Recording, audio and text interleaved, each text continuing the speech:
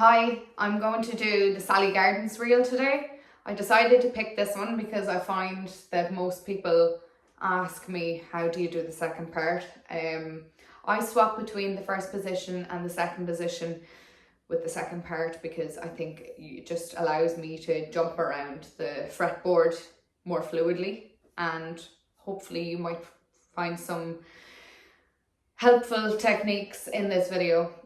So drop a comment below if you like this and if you want more of them, and I'm totally open to suggestions. So yeah, I'll give the Sally Gardens a go now.